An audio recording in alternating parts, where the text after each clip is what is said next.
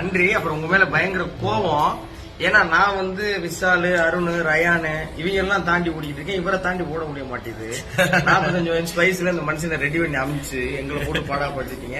ஆனால் ரொம்ப நன்றி. எங்க அண்ணன் வந்து உள்ள அவ்வளோ விஷயங்கள் பண்ணதுக்கு ஏதோ ஒரு ஆதாரமா நீங்க இருந்தீங்கன்னு நினைக்கிறப்ப எனக்கு ரொம்ப மகிழ்ச்சி. உள்ள இருக்கிற எல்லா கண்டஸ்டன்ட்மே யாரையா அந்த தீபக்கனுடைய யோகா டீச்சர் தேடிக்கிட்டு இருக்காங்க. உங்களுக்கு ரொம்ப ரொம்ப ஆத்மாத்மா நன்றி. நன்றி. தேங்க்யூ.